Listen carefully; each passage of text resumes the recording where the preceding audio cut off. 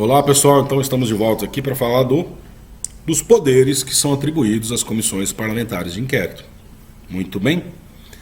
Poderes de ampla investigação, com respeito aos direitos fundamentais, portanto não são poderes absolutos das comissões parlamentares de inquérito. O poder de investigar não é um fim em si mesmo, mas ele tem uma função que está relacionada à função legiferante do Congresso Nacional, de controle político do Congresso Nacional. Então todos os assuntos de competência do Congresso Nacional podem ser objeto de investigação através de uma CPMI, uma CPI ou uma CPMI. E poderes, quais são os poderes então? Poderes instrutórios e investigatórios. Os inerentes ao Poder Judiciário, mas somente aqueles direcionados à instrução do processo. Por quê? Porque a CPI ou a CPMI, ela não se destina a acusar, processar e tampouco condenar os investigados. Ela se destina a apurar, a fazer um inquérito, por isso que ela tem esse nome, Comissão Parlamentar de Inquérito.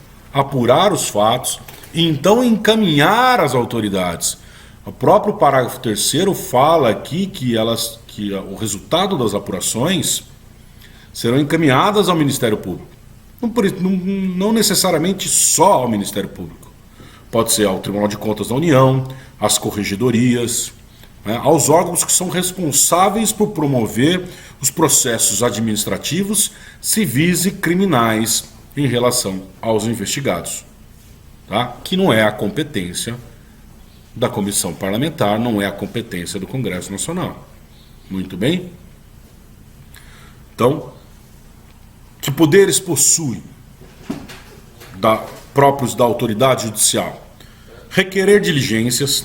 Então pode, por exemplo, a CPI pedir à polícia que pratique uma diligência, que vai fazer uma busca e apreensão de determinado bem, né? Requisitar a qualquer órgão da administração pública com livre acesso e permanência informações, documentos e levantamentos. Requisitar do Tribunal de Contas da União inspeções e auditorias. Requisitar serviços públicos de qualquer autoridade, inclusive da polícia. Convocar ministros que, se não comparecerem, podem ser processados por crime de responsabilidade. Convocar deputados e senadores que, se não comparecerem, podem ser condenados por quebra de decoro parlamentar. Mas lembrando aqui que os deputados e senadores, por terem imunidade, eles não precisam passar informações à CPI, que eles obtiveram no exercício do mandato legislativo, né? Mas não pode, olha só, uma limitação aqui, não pode convocar o chefe do Poder Executivo Federal. Por quê? Porque aí há uma separação, uma independência dos poderes. Embora eles se fiscalizem, nesse caso, a convocação do presidente da República não pode ser realizada. Tá? Pode ser convidado a prestar esclarecimento. Ao contrário do ministro. O ministro pode ser convocado. Se não comparecer, responde por crime de responsabilidade. Pode ouvir indiciados, inquirir testemunhas sob compromisso de dizer a verdade, e se mentir pode ser processado por falso testemunho. A testemunha, evidentemente. O investigado, não, ele não presta depoimento sob compromisso.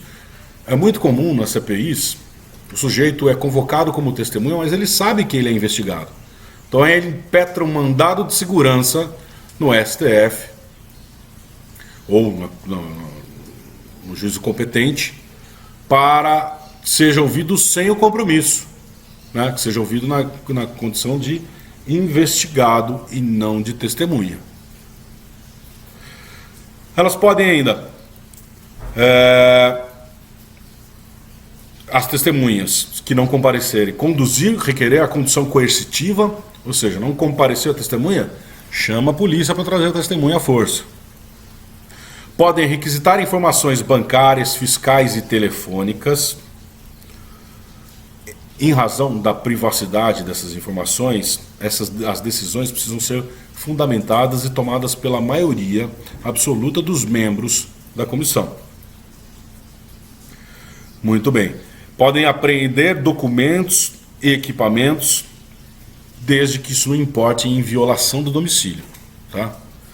Vou voltar um pouquinho aqui. Eu falei para vocês de requisitar informações bancárias, fiscais e telefônicas. Aqui, com relação às telefônicas, eu estou falando da quebra do sigilo telefônico, do sigilo de dados telefônicos, e não da quebra do sigilo da conversa telefônica. Tá? Há uma diferença entre a quebra de dados telefônicos e a interceptação telefônica. A interceptação telefônica é matéria de reserva de jurisdição. Só o juiz pode determinar. A gente estudou isso lá quando nós vimos os direitos fundamentais em espécie. Né? Nós vimos que só o juiz pode determinar, em razão de investigação criminal ou processo criminal, determinar a interceptação de conversa telefônica. Aqui, a comissão pode requerer, por exemplo, da operadora de telefonia, que informe para que números você ligou, mas não escutar a conversa do investigado. Tá bom? Atenção com isso, que isso cai muito em concurso público e OAB. E a apreensão, como eu disse para você, pode apreender documentos e equipamentos, desde que isso não importe em violação do domicílio, porque a violação do domicílio é só com mandado judicial também. É cláusula de reserva de jurisdição. Então, limites da atuação da Comissão Parlamentar de Inquérito: respeito aos direitos e garantias individuais, respeito ao sigilo profissional. Então, como, por exemplo, o advogado tem o direito ao sigilo profissional, ele não pode ser obrigado ou ser vasculhado a intimidade dos seus clientes. Assistência de advogado para investigados, indiciados e testemunhas. E aí o que não pode também? Reserva constitucional de jurisdição. Inviolabilidade do domicílio, eu já falei para vocês, né? Só com decisão judicial. Respeito ao sigilo das comunicações telefônicas, né? Já falei para vocês também, é possível a CPI requerer dados, quebra de sigilo de dados telefônicos, mas não a interceptação telefônica. Decretação de prisão, salvo em flagrante delito. Então, na decretação de prisão, a CPI não pode decretar prisão, salvo em flagrante delito. Tem um caso curioso de um sujeito que figurou como testemunha numa CPI, e aí ele falou lá, ele deu o depoimento dele lá, e um deputado disse que ele era mentiroso, que ele estava sendo mentiroso nas respostas dele, nas respostas que ele deu à CPI. Ele disse assim: olha, senhor deputado, que aqui a gente aprende muito rapidamente, querendo dizer que ele, no Congresso só tinha mentiroso, e não sei se era na Câmara ou no Senado exatamente que ele estava depondo, ou se no Congresso, mas ele fez uma alusão aí à característica de mentirosos dos nossos queridos representantes, e aí ele teve decretada a sua prisão em flagrante por desacato à autoridade. Nesse caso, então, no flagrante delito, é possível a decretação da prisão. E também não pode a CPI expedir medidas acautelatórias, como indisponibilidade de bens, impedimento do investigado de deixar o país, com apreensão de passaporte, destruição de coisas, indisponibilidade de bens. Essas são matérias de reserva de jurisdição, que só competem aos membros do Poder Judiciário, até porque é preciso preciso preservar o princípio da separação dos poderes. Muito bem? Bom, a gente já viu então quais são os limites, quais são as atribuições, o que pode e o que não pode, né? Isso é resultado muito de decisões proferidas pelo STF, portanto são limitações impostas pela jurisprudência. E qual é o objetivo então da CPI? A apuração de fato determinado por prazo certo, e aí encaminhamento ao Ministério Público, às corregedorias, ao Tribunal de Contas, para que façam tomem as medidas que entenderem cabíveis. Então, portanto, ele não formula acusações, a CPI não formula acusações e também não pune ninguém. Muito bem? Bom, então aqui nós falamos das CPIs federais, no Poder Legislativo Federal. Nós temos CPIs, podemos ter CPIs dentro das assembleias